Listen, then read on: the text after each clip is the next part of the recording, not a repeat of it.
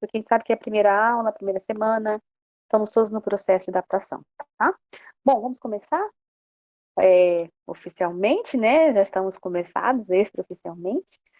Boa noite a todos e a todas. Estou muito feliz em estar compartilhando com vocês. Esse semestre a gente vai estar junto, né? Essa disciplina é Psicologia Jurídica.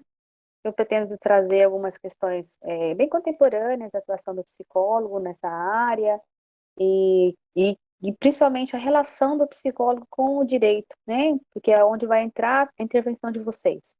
Então, vocês vão estar tendo relações profissionais com o psicólogo nas avaliações psicológicas, nos estudos de caso, nos estudos psicossociais. Então, são momentos que o direito faz essa interface com a psicologia.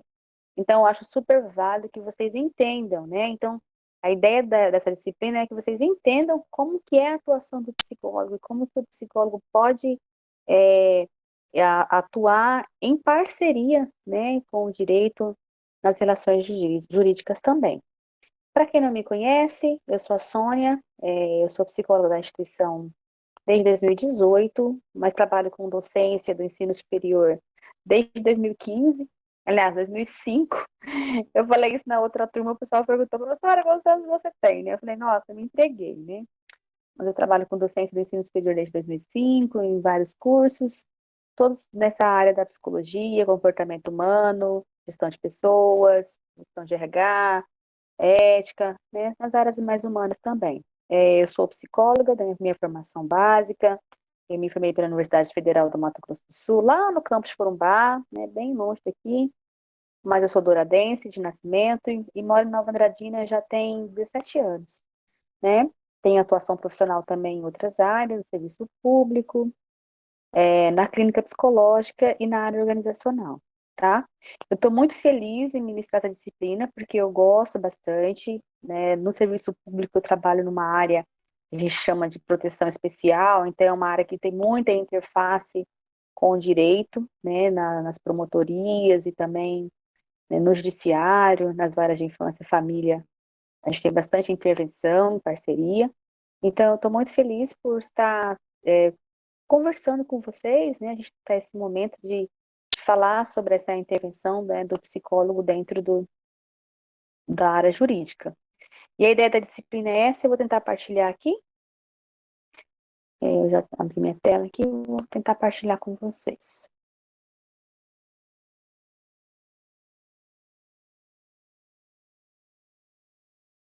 Se tiver alguma interferência, o áudio não estiver legal, vocês, por favor, me falem.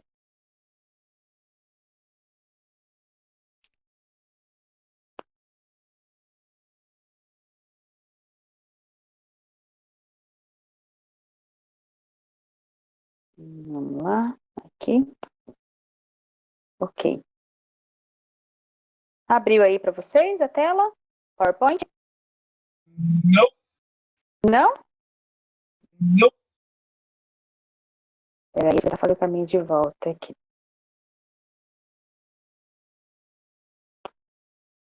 Simplesmente de volta. Não está conseguindo?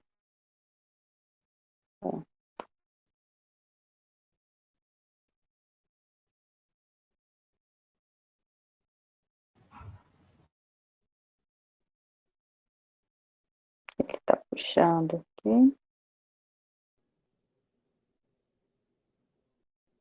Travando muito aí? Pra mim tá tranquilo, pelo menos. Tá tranquilo? Tá. Para mim já tá aparecendo na tela aqui, para vocês ainda não? Não, PowerPoint não. Vamos lá.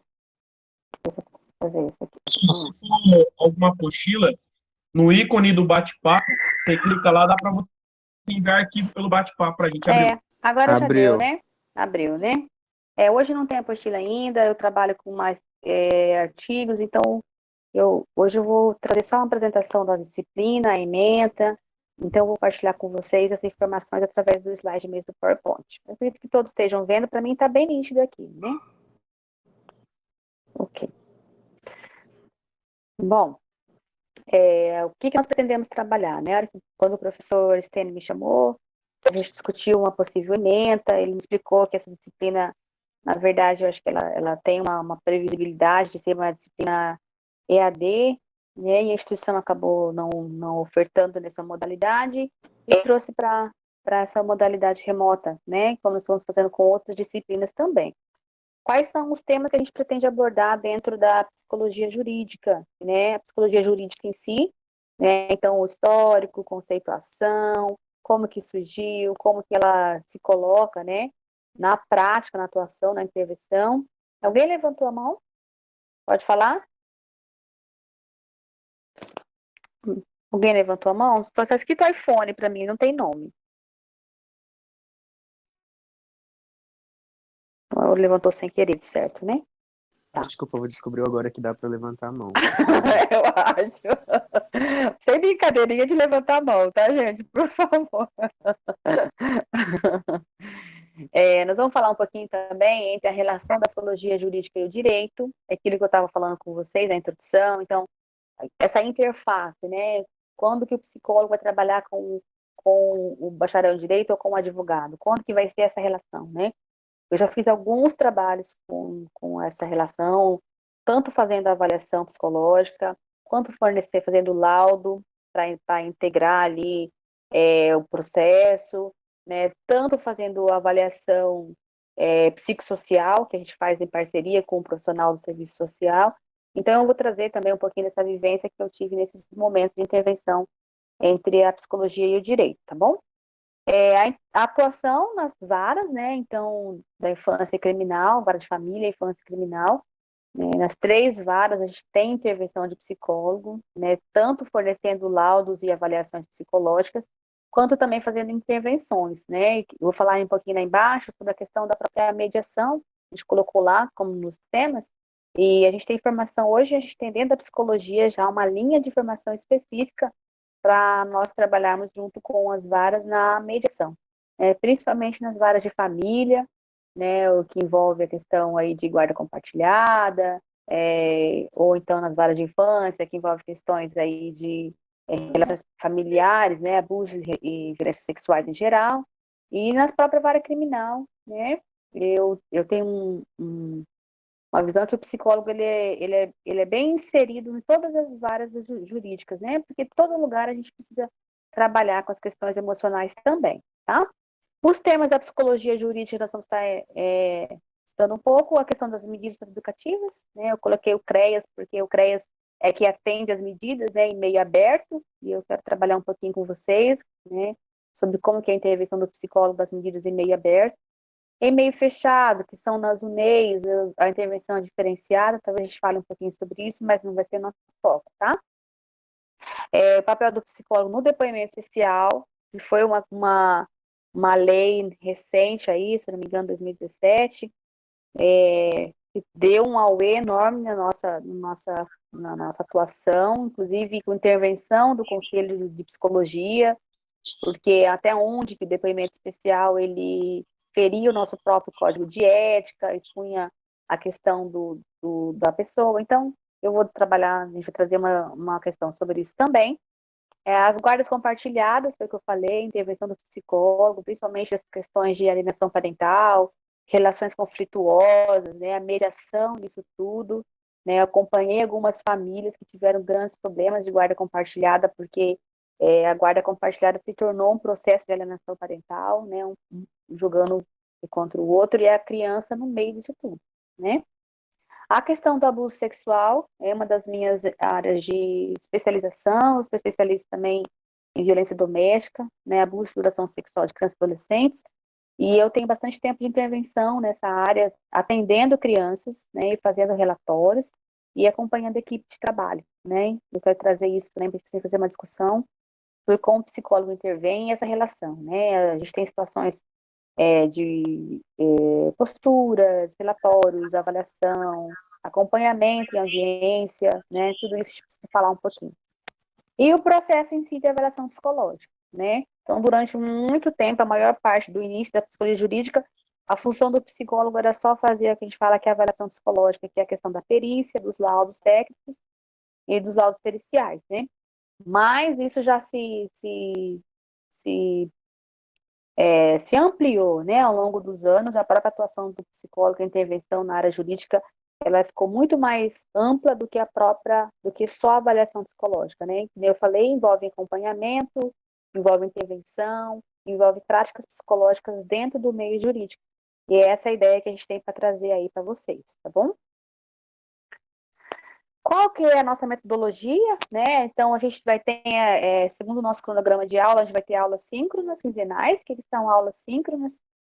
São essas aulas que seriam ministradas no horário real do seu horário de aula. Então, quarta-feira, às 20h30, nós teremos aula quinzenal. Então, são assíncronas, né? Então, hoje nós temos aula de psicologia jurídica, semana que vem, no mesmo horário, vai ser aula de psicologia desportiva, se eu não me engano, né? Então, na semana que nós não tivermos aula síncrona, que é essa aula comigo, no mesmo horário de vocês, nós teremos aula assíncrona. O que é isso? Eu vou gravar um material e vou mandar para vocês, passar uma atividade daquela relativa àquela semana, tá bom? Pelo menos esse é o acordo inicial que a gente tem com a coordenação, tá bom? As aulas serão expositivas e remotas, a gente não está autorizado por enquanto a aula presencial. Trabalhos individuais em grupos. Ah, professora, tem trabalho em grupo, mas a gente está a distanciamento. Assim como a gente faz aula, né, por distanciamento, também tem como ter trabalho em grupo e distanciamento, mas depois eu vou explicar essa metodologia para vocês, como vai funcionar isso, tá? E seminário remoto, no mesmo formato também. O recurso, eu vou usar bastante texto e artigo. Eu pretendo trabalhar mais com artigo, porque como a psicologia jurídica sofreu muitas mudanças nos últimos anos, avanços imensos.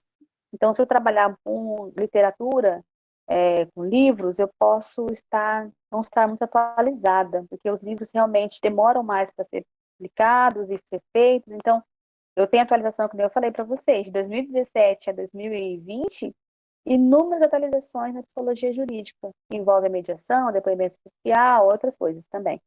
E aí eu não tenho isso ainda, muitas literaturas que trazem essas inovações, mas eu tenho artigos científicos reconhecidos, né, pelas plataformas científicas, como a Cielo, por exemplo, e são artigos que a gente pode trabalhar em sala de aula e que vai nos dar bastante atualidades da psicologia jurídica que eu pretendo trabalhar com vocês. Filmes e vídeos, possivelmente eu vou passar os filmes e vídeos como uma atividade para casa, né? Porque aqui não tem como a gente trabalhar com esse recurso, mas tem alguns vídeos que eu queria trabalhar com vocês que são muito interessantes e contextualizam bastante a nossa área de trabalho. Então, eu pretendo fazer isso, né? E os nossos recursos digitais, que são as plataformas, né? A gente está hoje pelo T-Link, possivelmente, a orientação que eu tenho, não sei se confirma, mas que a partir de segunda-feira nós vamos estar pelo Teams, toda a faculdade, todos os cursos, né? Se tivermos por lá, então é uma plataforma também bacana, que tem muitos recursos e não é difícil de a gente manusear. A avaliação, nós teremos avaliações por trabalhos individuais, seminário em grupo, tá? Geralmente eu faço uma avaliação 0 a 10, né, no bimestre, e as avaliações menores que complementam a nota e somado eu divido por 2. Então, por exemplo, nós teremos uma avaliação ao final desse bimestre que vale 0 a 10. E ao longo do bimestre, nós teremos avaliações que valem pontos menores, que somados, né, chegam a 10 e aí divide por 2 e compõe a nota de vocês, tá? Por enquanto, nós não vamos estar cobrando frequência, mas eu creio que até no meio do semestre, quando tiver tudo rodando, já vai ser considerado frequência também como critério de avaliação, tá? A frequência nas aulas remotas, ok? Bom, em linhas gerais, essa é a apresentação da ementa. Alguém tem alguma dúvida, alguma pergunta? Ok? Continuemos então. Eu quero começar com vocês falando um pouquinho sobre a própria história da psicologia, né? Que antes de existir psicologia jurídica, quantas salas estão? Não entendi o seu pergunta. Deixa eu olhar aqui.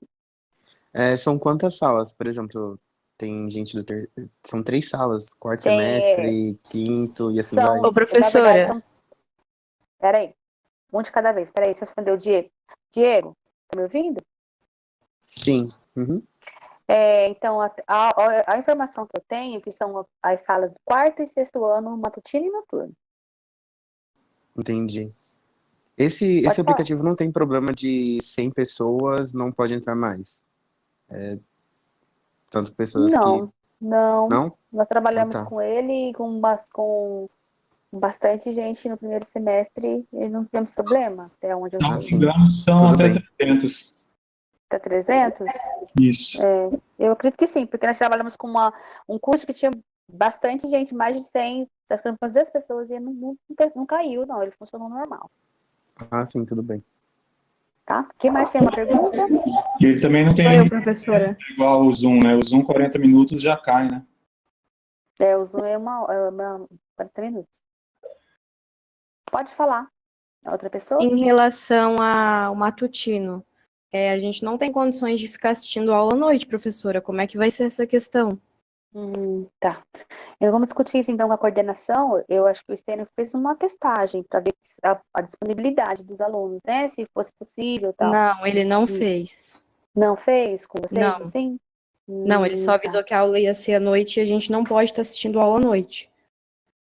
Isso é um consenso das turmas que podem Sim, ser? a nossa Hum, turma é o sexto C. Se você, né, tem dificuldade de assistir aula noturna. Tá. Eu vou levar essa demanda para ele, então, e ver o que a gente vai fazer. Porque a nossa próxima aula agora vai ser daqui 15 dias, né? Então, Então, até lá tem porque tempo de se ajeitar. no nosso calendário tá que as aulas vão ser de manhã. Tá marcado a sua aula e a de direito desportivo no horário da manhã.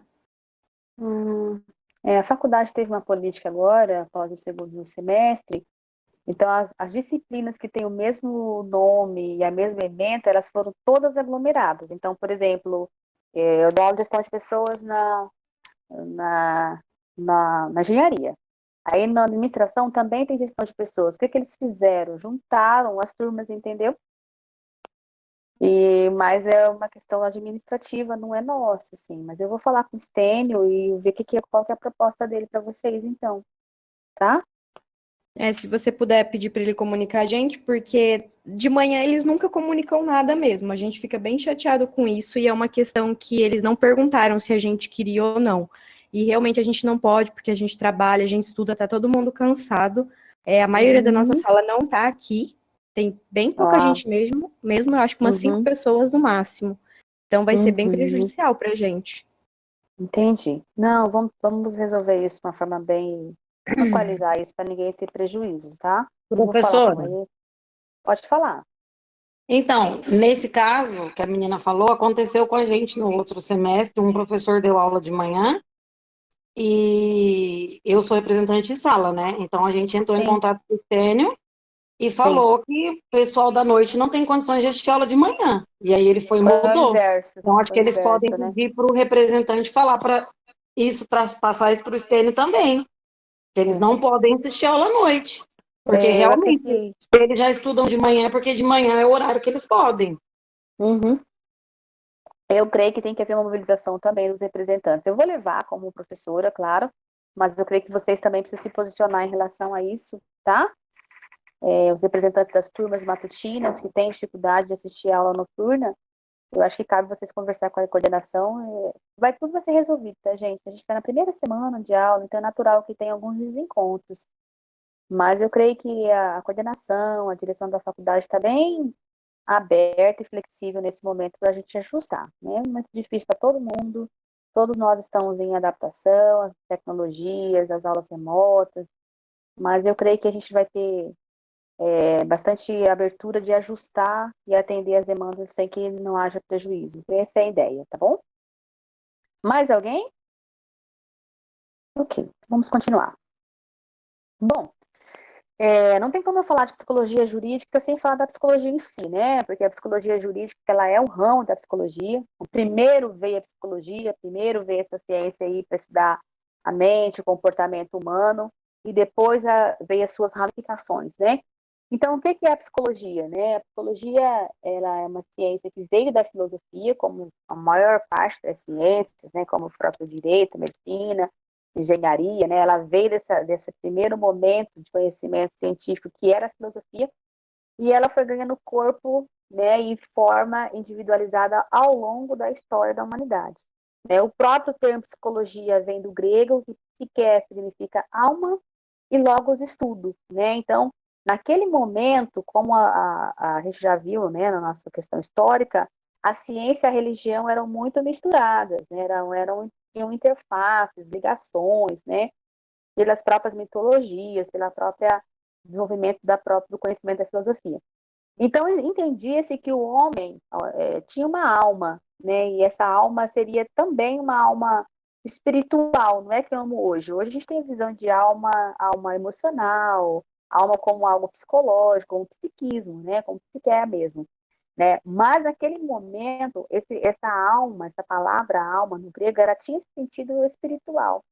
Então, começou-se a entender a necessidade de estudar a alma do homem, né? O que passa na cabeça? Porque já tinha ali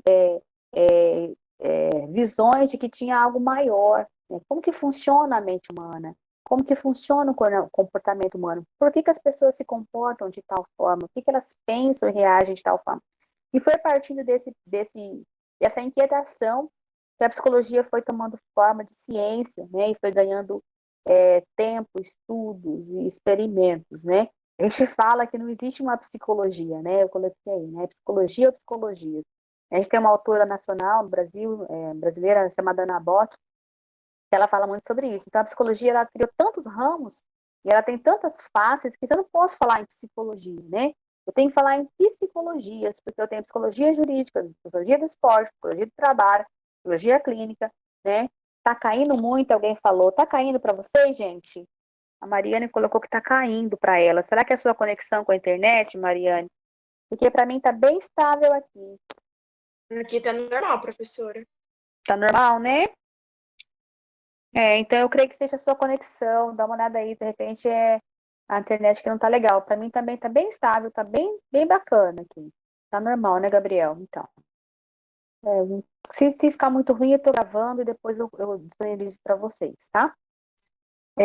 Então, essas psicologias que a gente encontra, né, as faces da psicologia, né, tanto a parte teórica, que eu vou falar um pouquinho, né, que são as linhas teóricas da psicologia, como a parte profissional, como a atuação prática dela, né? Então, a gente tem muito conteúdo, teoricamente falando, muitas linhas da psicologia na teoria e muitas linhas de atuação profissional também. Então, a gente sempre fala que são muitas psicologias, né? Porque ela se encaixa em muitos locais e ela tem muitos ramos de estudo também, né?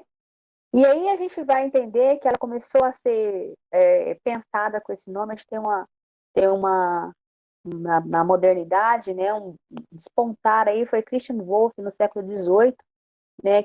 Um alemão, um filósofo alemão, que começou a falar em psicologia, né? Isso depois dos estudos filosóficos aí. Ele começou a separar ela da filosofia, né? Entender a psicologia como uma ciência única, que tinha sua cara, que tinha o seu próprio objeto de estudo, e tinha que separar-se da filosofia para focar-se nela, né?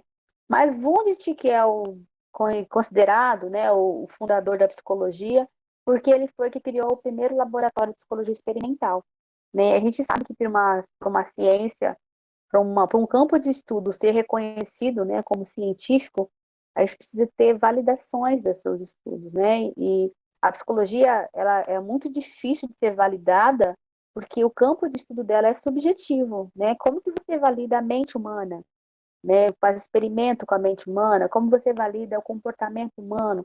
Então, essa demora de validação da psicologia, ela veio disso também, né? De como validar uma ciência que é tão subjetiva, né? Que é tão interna, que é tão intrínseca, né? E aí, esses filósofos que começaram a se questionar e começaram a ramificar a psicologia separada da filosofia, né? Christian Wolff, no século XVII, no século XIX já foi o Wundt que criou esse laboratório, né? Para começar a fazer experiências no campo da psicologia, para a validação científica dessa ciência. Bom, então, no século XX, a gente já tem outros autores que despontaram, né, e que formaram essa base da psicologia moderna. Né? Os principais autores são Sigmund Freud, que eu acho que é um dos mais conhecidos, Por, tá travando demais, alguém falou do Moto G6. Mas não é geral, viu? Quem tá falando, porque o pessoal aqui, a maioria não tá travando. Talvez seja sua conexão ou seu aparelho, eu não sei. Essa plataforma, o Team-Link é bem leve, viu, gente? Dificilmente dá problemas de conexão, porque ele é bem levezinho mesmo. Mas eu vou deixar ela gravada e depois eu disponibilizo para vocês, tá bom? E nas próximas semanas a gente se adequa a uma plataforma que vocês estão mais ambientados. Então, o Sigmund Freud, ele é o pai da psicanálise, né? Ele é muito conhecido até pelo chavão Freud explica, né? Tem gente que nem sabe o que quer dizer isso, mas fala, né? Freud explica, né?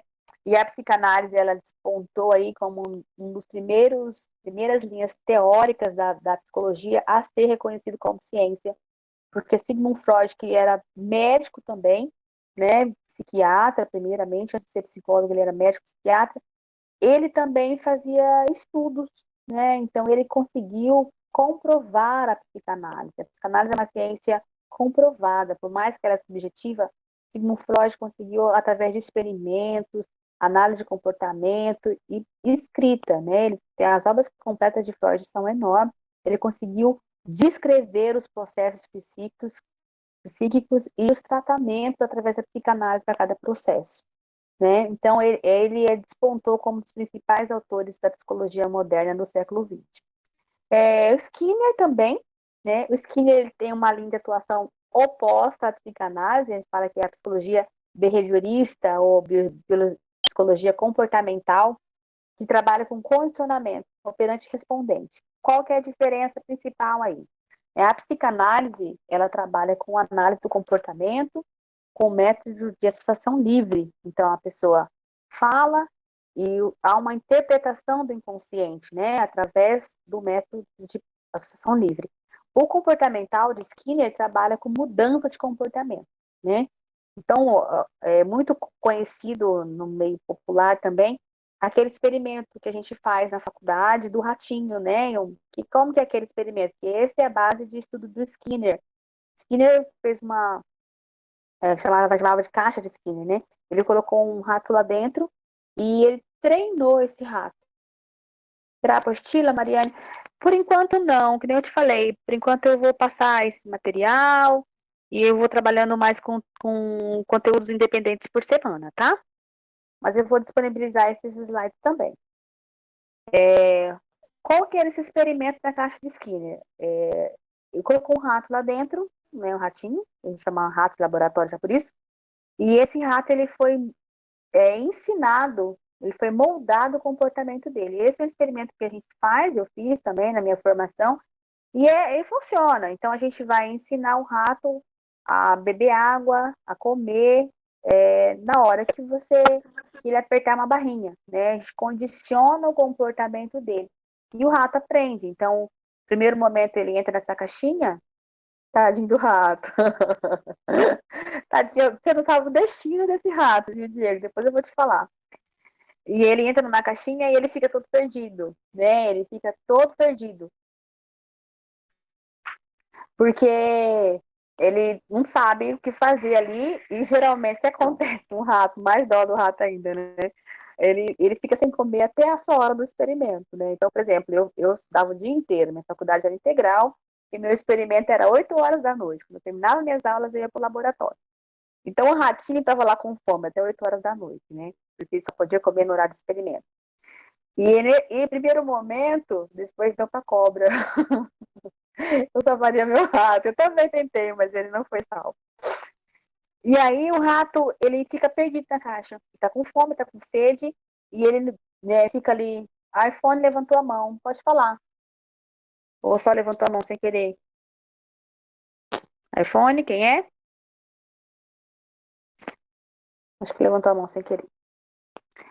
E ele fica perdido nessa caixa, ele não consegue se direcionar, e aí nós ficamos ali atentos, né? Nós temos 1 hora e meia de experimento, a 2 horas. A hora que ele começa a tatear toda a caixa, né?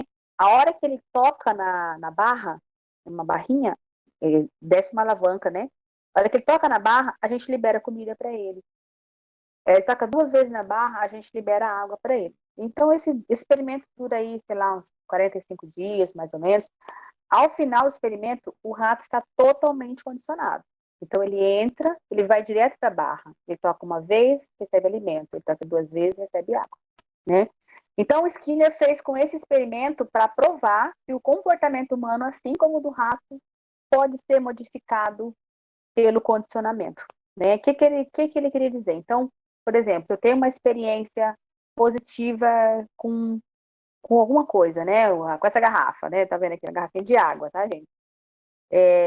Eu sempre vou relacionar a essa garrafa a uma experiência positiva, né?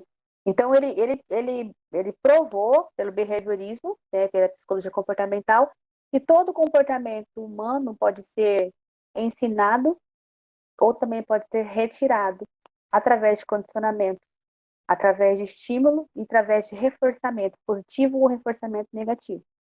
É bem oposto do que prega a psicanálise.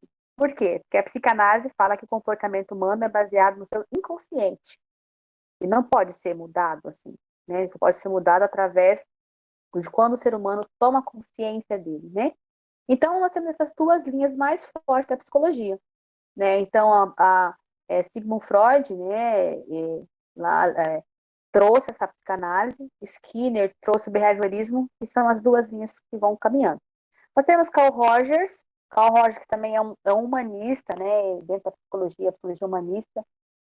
Ele também é um autor de destaque. E o humanismo, ele trabalha com uma linha de que mais focada no maldade, né, Rafael? Também acho maldade.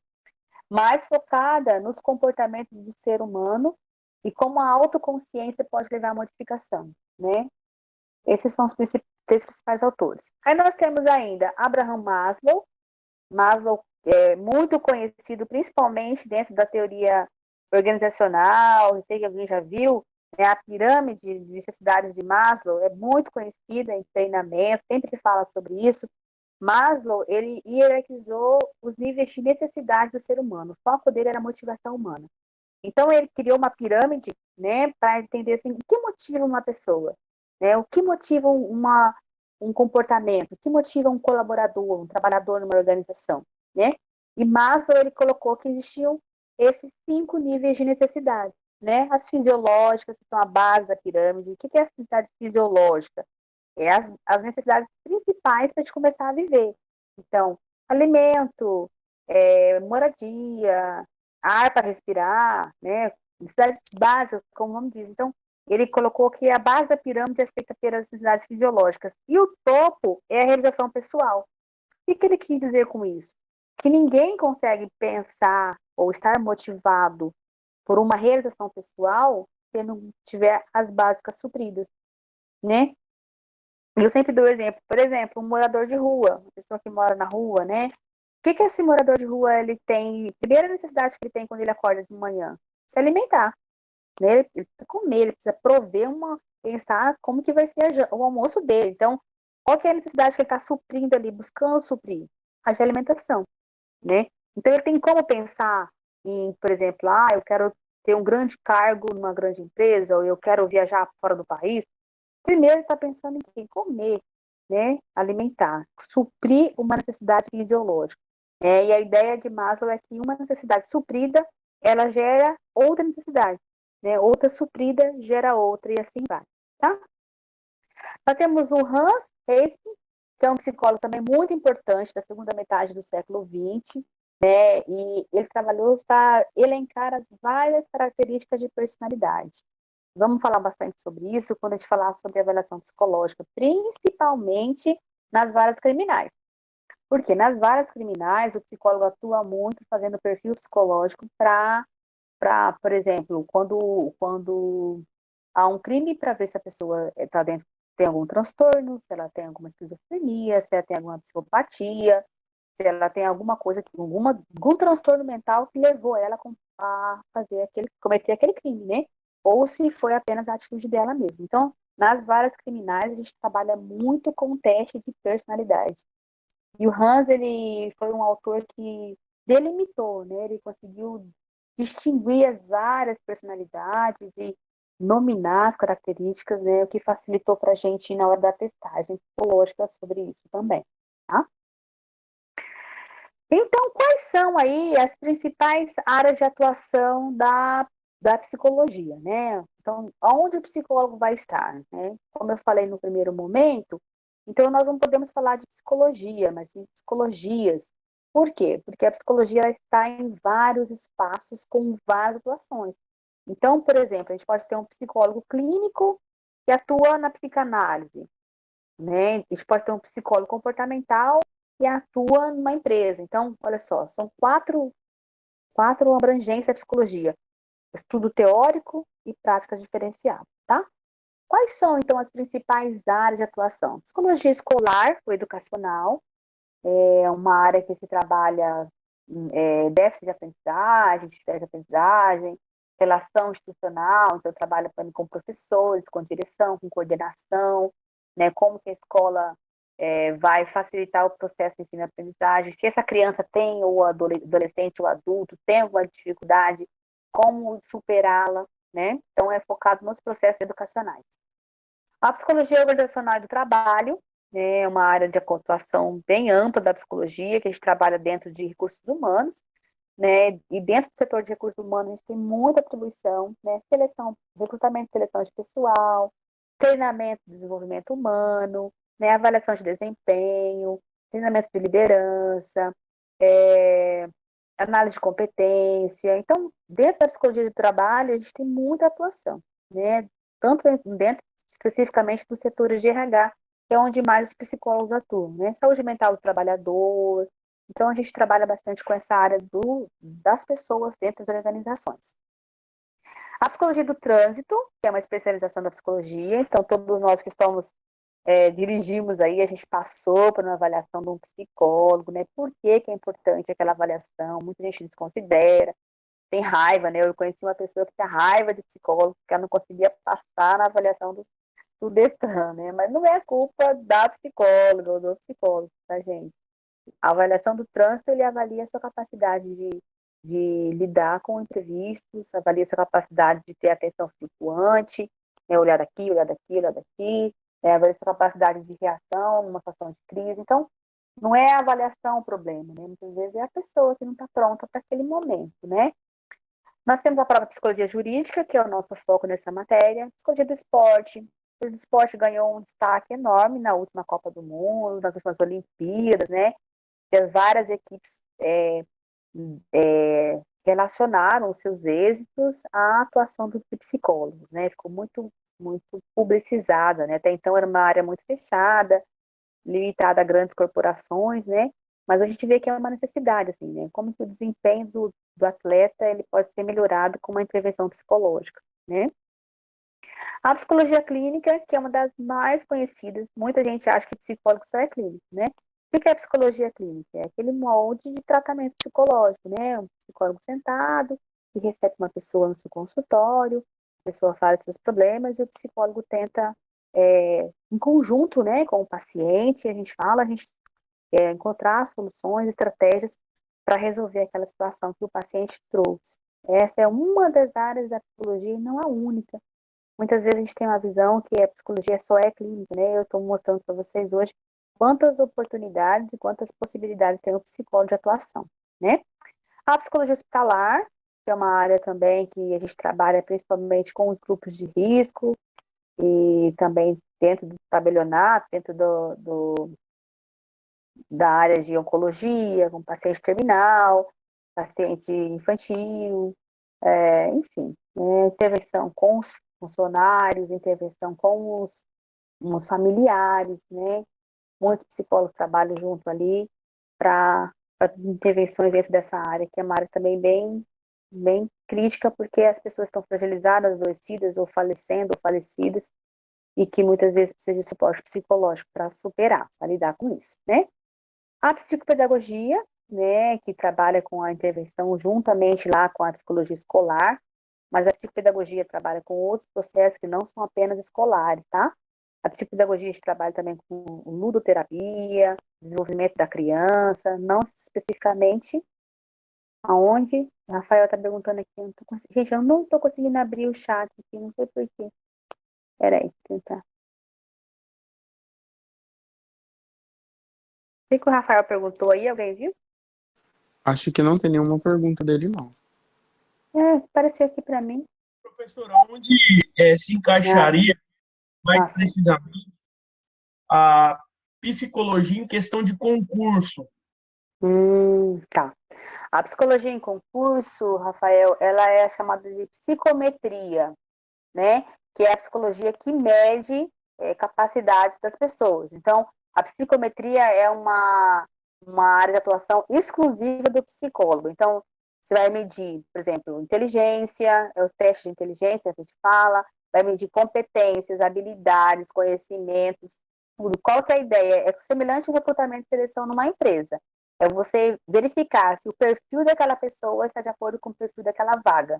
Então, quando você não passa, por exemplo, num teste de concurso, num teste psicológico de concurso, não quer dizer que você tem algum problema, não quer dizer que você é ruim, nada. Só quer dizer que para aquela vaga o seu perfil não é adequado. Ou tem pessoas com perfis mais adequados do que você, tá? É a psicometria. A gente faz psicometria dentro da psicologia clínica, né? Que é onde a gente vai fazer as avaliações psicológicas, tá bom? Tem gente que acredita que não dá validade, né? Acha que eu tinha uma pessoa que ela fazia seleção de pessoal e sempre reprovava no teste psicológico, né? Então ela falava assim, eu odeio psicólogo, né? Mas não é o psicólogo, gente, não é o psicólogo. Né? O psicólogo vai fazer ali uma avaliação de personalidade para saber se a personalidade está de acordo com aquele cargo. Então, por exemplo, uma área super séria, a gente faz a área policial, né? Essa área de justiça, polícia. Então, é um teste psicológico muito sério, porque a pessoa ela vai lidar com arma, ela vai lidar com vidas, né? Então, como que uma pessoa que não tem perfil vai estar atuando ali, né? Então, a ideia da avaliação psicológica em concurso seria isso, selecionar os perfis que estão adequados com aquelas vagas que estão abertas, tá bom?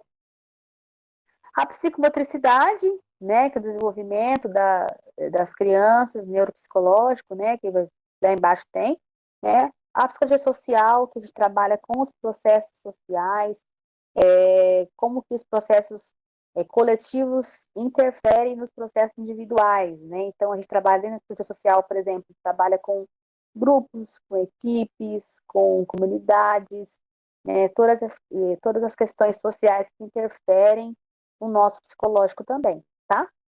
E a neuropsicologia, né, que é uma ciência também que tem despontado bastante nos últimos anos, que são estudos do cérebro para entender, né, as zonas de atuação do cérebro, né, onde que o cérebro ali funciona e como pode potencializar, resolver, melhorar limitações que são neurológicas, mas que têm reações psicológicas, né?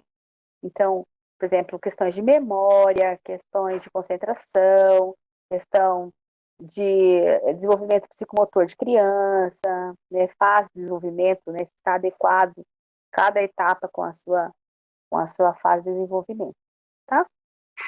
Bom, em linhas gerais, essas são as atuações do psicólogo, né? A gente tem a atuação ainda aí, eu nem não citei, na área de marketing, propaganda e publicidade, que o psicólogo atua analisando o comportamento humano. Então, por exemplo, vou fazer uma propaganda de refrigerante. Qual é o público que eu quero atingir? Então, qual é o tipo de propaganda vai atingir esse público? Então, é uma área comportamental dentro da área de publicidade. Nós temos a atuação do psicólogo em instituições não governamentais, né? ONGs, instituições de apoio social. Nós temos a atuação de psicólogo dentro de instituições de tratamento para usuários de drogas, né? A atuação do psicólogo dentro de grandes corporações na área de treinamento mesmo de potencial humano que a gente fala, né? Que é desenvolver habilidades de alta performance. Então, tem várias atuações. Depende muito do local, do campo, da região que o psicólogo está situado, né? Tudo isso vai aumentar ou diminuir o campo de trabalho, o campo de intervenção. Em Nova Andradina mesmo, a gente tem muitos profissionais, a maioria está em clínica, mas tem profissionais atuando em várias diversas, assim, né? Tanto na parte empresarial, organizacional, como também nos serviços públicos também, tá?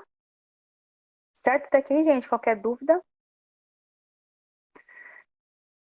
Bom, dentre as linhas teóricas que a gente falou, qual que é a diferença, né? Aqui nós estamos falando de atuação. O que é isso? É campo de trabalho, é mercado de trabalho, é prática profissional. Aqui é atuação do psicólogo. Aqui nós vamos falar sobre linhas teóricas. O que é uma coisa diferente da outra, né? Dentro da psicologia, eu creio que o direito também deva ter isso. Dentro da psicologia, a gente tem várias linhas que explicam a mesma coisa, né? Nenhuma está errada, né? Nem são contraditórias, só são diferentes. Então, por exemplo, né? Eu trabalho na clínica, trabalho com uma base de trabalho é a psicanálise, trabalho com psicodinâmica e psicanálise. Quando eu tenho uma pessoa que tem um transtorno de ansiedade, vai no meu consultório, né? Qual que é a minha forma de trabalhar? Eu trabalho embasado na teoria psicanalítica. O que a psicanálise me fala sobre a ansiedade, como a gente vai trabalhar isso, como vai tentar melhorar o dia a dia da pessoa, como vai eliminar esse sintoma. E essa é uma linha teórica. Nós temos, por exemplo, a Gestalt terapia. Então, essa mesma pessoa que foi no meu consultório e que eu atendi por psicanálise e deu certo o tratamento dela e ela ficou bem, ela pode ir no outro consultório de uma outra profissional e ela atender a ansiedade dessa pessoa por Gestalt terapia. E vai conseguir resultado e vai ficar bem também. Vocês entendem? Então, são linhas teóricas diferentes para intervenções em problemas semelhantes, que todas têm resultado. Então, geralmente, quando você está na faculdade, a gente vê todas as linhas teóricas e a gente vai por afinidade. Não, eu gostei mais de psicanálise, a gente gostou mais de Gestalt, a gente gostou mais de humanismo, a gente gostou mais de behaviorismo. Então, pela própria identificação do terapeuta, ele escolhe que linha atuar. Então, uma linha teórica não exclui a outra, uma linha teórica não contradiz a outra, e uma linha teórica não está mais certa nem mais errada. Só são formas de entender diferente e de tratar diferente da mesma situação. É a mesma coisa que se você faz no médico e está com dor de cabeça. Um passou Doril, um passou Dorflex, um passou Anador, né? Então, os 3 remédios, eles são eficazes para dor de cabeça. Só que cada médico tem uma afinidade para um medicamento, ou acredita mais em um medicamento, ou gosta mais de um medicamento, ele vai passar aquele medicamento que ele acredita que seja melhor. É a mesma coisa com as linhas teóricas da psicologia, né? Então, são intervenções diferentes para problemas semelhantes, dão resultados, tá? Quais são, então, essas principais linhas teóricas? Primeiro, a Gestalt, né? A Gestalt terapia trabalha com a questão de fundo, né, e forma, né? Ela foi despontada aí nos anos 50, nos anos 60, né? E ela é uma visão bem integrada, assim. Ela tem uma visão holística, então ela vê o homem em todas as suas formas, né? Em todas as suas facetas, em todas as suas maneiras de lidar e se comportar. E ela acredita que o sentir, o pensar e o agir, eles estão em sintonia, né? Então tem que estar em sintonia, né? Então não posso separar o sentimento do pensamento e da atitude. Então a Gestalt trabalha com essa figura, né? De forma e fundo, né? É muito comum a gente ver exemplo de Gestalt, é bem público. Não sei se vocês já viram aquele né?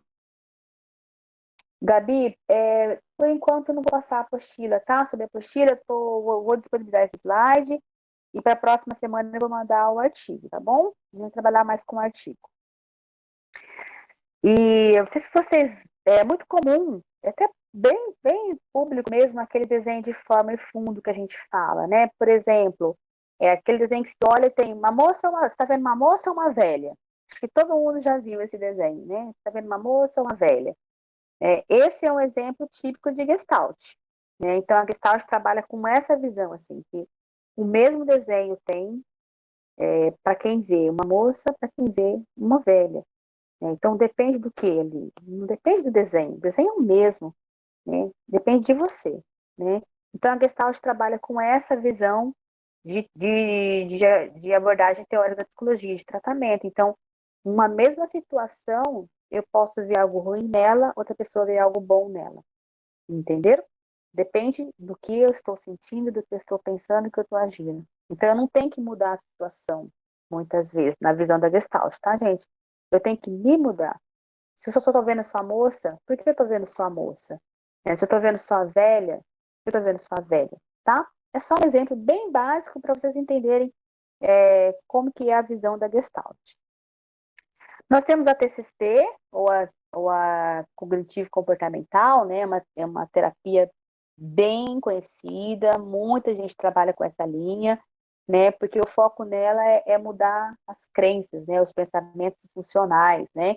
Então, a TCC tem a visão de que nós temos falsas crenças sobre várias situações, né? Então, sobre eu mesma, sobre meu trabalho, sobre minha família. E essas crenças são crenças limitadoras, são crenças que nos fazem olhar a situação de uma forma negativa, uma forma ruim, uma forma que me faça mal. Então, a TCC trabalha com essa mudança dessas crenças através do comportamento, né? Então, eu mudo o que eu penso sobre aquilo para me mudar em relação àquilo. Então, por exemplo, né? Tem pessoa, vamos um exemplo bem basiquinho também, que a pessoa está sentindo incapaz, né? Uma crença limitante, então ela acha que ela é incapaz de realizar um trabalho, por exemplo, né?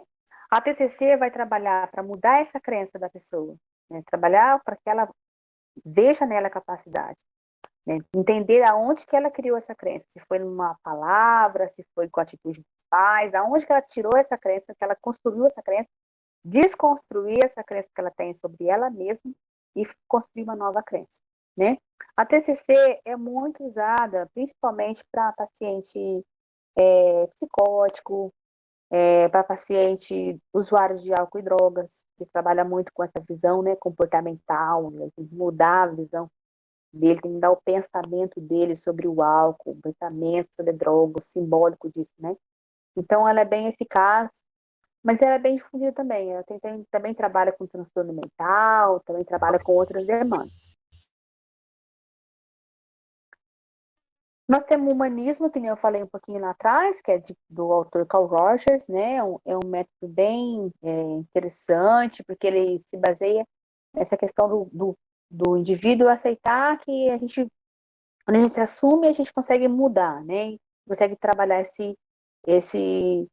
essa realidade que a gente precisa ser trabalhada, né? Então, quanto mais eu me aceito na visão de Carl Rogers, né? Então, melhor eu fico, né? Quanto mais eu me aceito, mais eu mudo. Então, a visão dele é aquilo que eu falei, a integração ali entre pensamento, sentimento e atitude. Então, quanto mais eu olho para mim e eu me aceito como eu sou, mais eu tenho chance de mudar, né?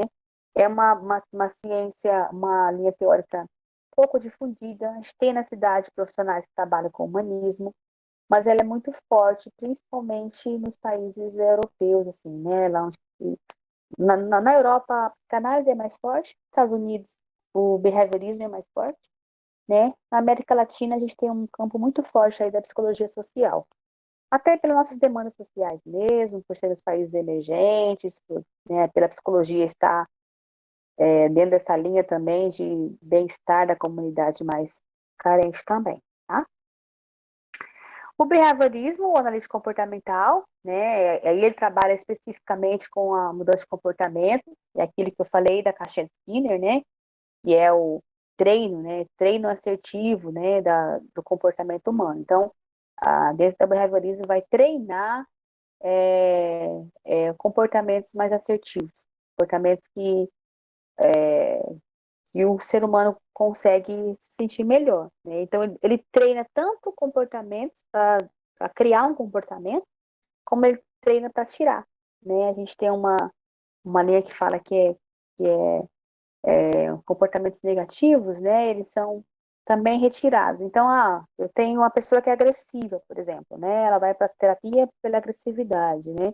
Então, dentro dessa visão do behaviorismo, ele vai fazer um treino para tirar esse comportamento agressivo, né? Como que ele faz isso? Ele analisa os antecedentes e os consequentes, né? Então, o que leva a pessoa a ter aquele comportamento e quais as consequências disso depois, né? E trabalha fazendo essa modelagem que a gente fala, né? Modelagem de comportamento, tá? A psicoanálise analítica de Jung, ou Jung, né? A gente fala Jung, mas é Jung, Jungiana. Jung, ele tinha uma visão que misturava um pouco questões espirituais, com a própria psicologia. Por mais que a linha dele é seguida da psicanálise, a base da Jung é psicanálise, mas ele discordou de algumas coisas do Freud, então ele criou uma outra linha, uma vertente, né, e ele falava muito, né, da questão espirituais, como isso influenciava o ser humano. Então, quem trabalha com a linha junguiana trabalha muito com meditação, trabalha muito com relaxamento, com yoga, que é a visão do Jung, né, que é juntar essas questões, né, humanas, transcendentais. Ele fez uma relação ali com essas questões espirituais e o bem-estar do ser humano também. E, por fim, a psicanálise, né? Por fim, eu coloquei por último, porque é a minha identificação, é a ciência que eu uso, que eu estudo, que eu gosto também, né? A psicanálise, ela foi criada por Sigmund Freud, e Freud, ele fazia estudos, né? Ele era um psiquiatra e ele começou a estudar os primeiros casos de Freud, os casos de histeria, né? Ficou muito conhecido, né, esse termo histeria. Ele banalizou, né? Fala, fulana é histérica, né? A gente usa esse termo para falar de uma pessoa que grita, que fala alto, que, sei lá, alguma coisa nesse sentido, né? Mas quando Freud descreveu os casos de histeria, não era nesse sentido, né? Os casos de histeria de Sigmund Freud começou com ele atendendo mulheres que tinham desmaios, que tinham sintomas físicos, e aí Freud analisava esses sintomas e não conseguia achar origem física nisso. Então ela desmaiava, mas por que está desmaiando essa mulher? Da onde que não tinha causa física, biológica, né? E aí que ele começou a estudar e pesquisar, e a gente sabe que naquela época tinha as pesquisas em psicologia eram cruéis, assim, de fazer, né, lobotomia, e abrir o cérebro, e abrir a mente, enfim, né, colocar choque, é um tratamento muito cruel. E Freud não gostava, já ele não gostava dessa linha, né? E ele trabalhava nesse primeiro momento com a hipnose. O que ele fazia? Ele hipnotizava essas mulheres, e aí ele descobria, né, na hipnose ele conseguia descobrir a origem daquele problema. Só que o Freud, ele começou a perceber que quando ele voltava, quando as mulheres voltavam desse transe hipnótico, ele sabia qual era a origem do problema. Só que elas não, porque durante a hipnose a pessoa não tem consciência do que está acontecendo. E foi aí que Freud começou a abandonar a hipnose e começou a trabalhar com o método da psicanálise, né, que é a cura pela fala, né? Psicanálise, a gente fala que é a cura pela fala, que é essa abordagem de associação livre, né? O que é associação livre, cura pela fala? A pessoa fala e ele vai trazendo uma interpretação. E essa interpretação vai levando ao inconsciente, né? Então a pessoa vai começar a lembrar das coisas que estão inconscientes, que estão na cabeça dela, que estão à origem do problema e que ela não se lembrava. E nesse caso das histéricas de Freud, era bem isso. Freud descobriu que aquele sintoma ali, aquele desmaio, era um sintoma histérico. Por isso que a gente fala, por isso que ficou esse termo, né? É histérica, né? É como se estivesse fazendo algum show, alguma coisa assim. Porque as histéricas, elas tinham isso, né? Elas desmaiavam e faziam negócio, mas não, eram sintomas psicológicos. Freud descobriu que todos eram sintomas psicológicos. A maioria deles, segundo Freud, vinham de repressões sexuais, né? Vinham de pulsões sexuais, de repressões sexuais, de questões que elas não conseguiam lidar, né? E foi aí que Freud formulou a sua teoria, né, com base no desenvolvimento psicossexual. Freud entendeu que a nossa sexualidade, ela não desenvolve na nossa fase adulta. A gente já nasce com sexualidade desde criança, só que são formas de expressão diferentes, né? Então, por exemplo, ele colocou as fases, né, de desenvolvimento psicossexual. Então, fase oral, fase anal, fálica, latência e genital, né? Nessas fases, Freud vai demonstrando que para cada fase dessa existia uma expressão sexual. E ele falava, não é essa expressão sexual, não é o sexo com essa visão do adulto, né?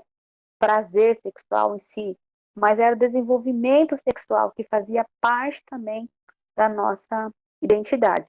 E Freud foi muito criticado, né? Muito criticado na época dele, porque como falar que então que a criança já nasce com desejo sexual, né? É isso que ele queria dizer, estava sexualizando a infância, mas não era nesse sentido, né? Não era sexualizar a infância, era entender que nós vamos nos desenvolvendo com fases, e essas fases obedecem uma ordem cronológica, do nascimento até a nossa fase adulta. Né? E foi por meio desses estudos, começou aí com as histéricas, depois Freud escreveu a interpretação dos sonhos, né, que ele entendeu e ele provou, né, cientificamente, que os sonhos são reflexos do nosso inconsciente. Então, o sonho nunca é só um sonho.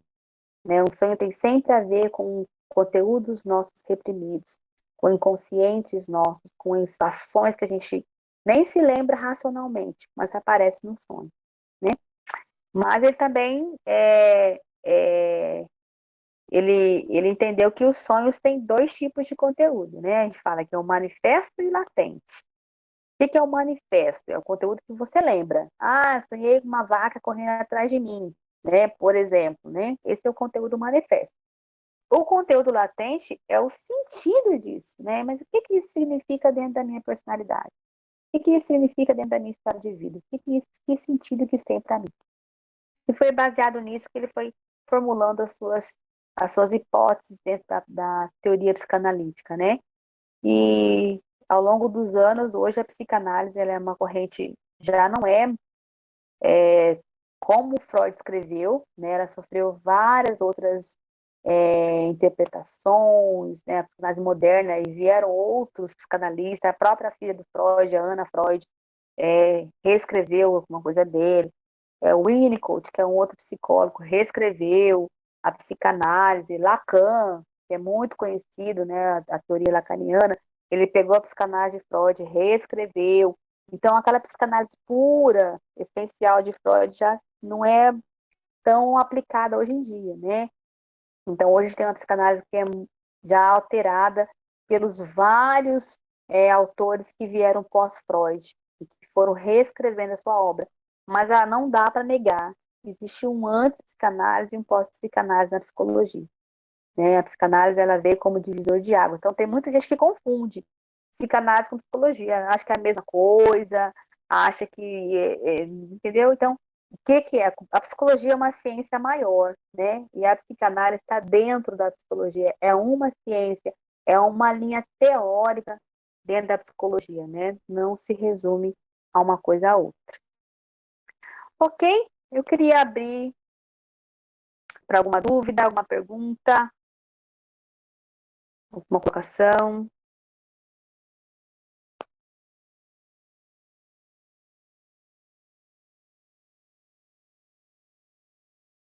Alguém? Tranquilo, tranquilo.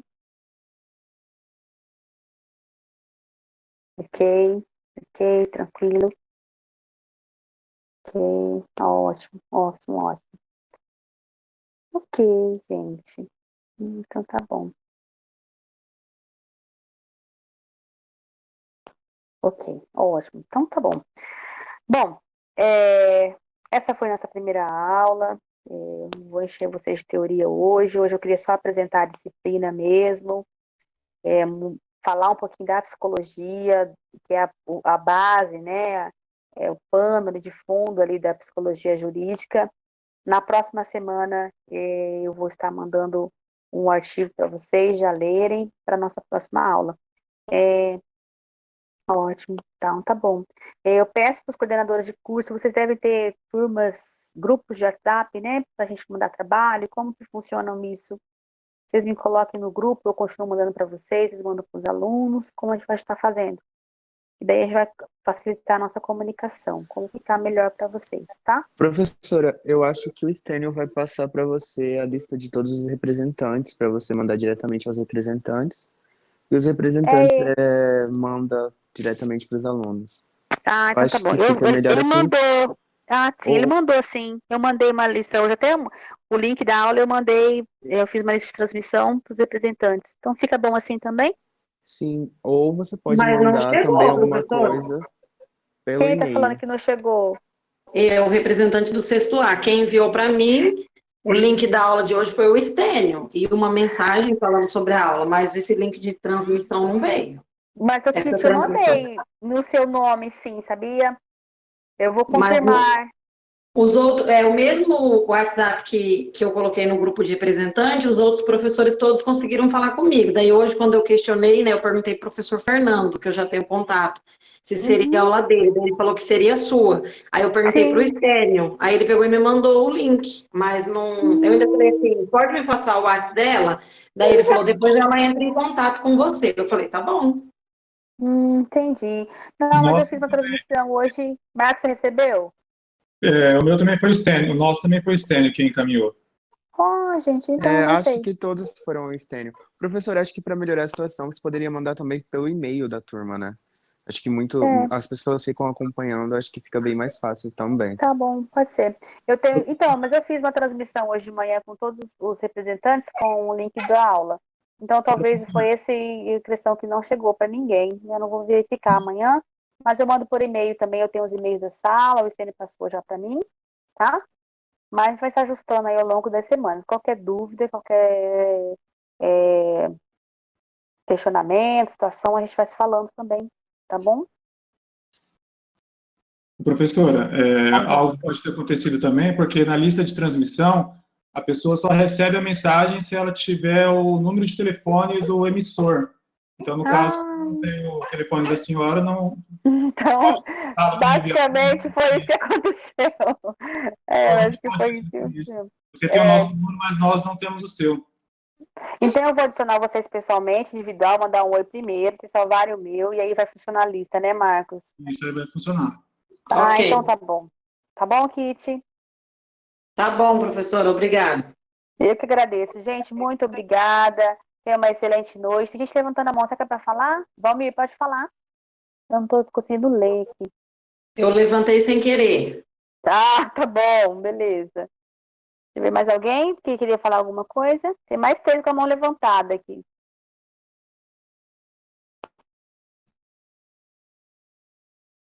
Boa noite, Fran. Alguém queria falar alguma coisa que levantou a mão ou levantou sem querer? Valmir, muito obrigada. Boa noite para você também. Boa noite a todos.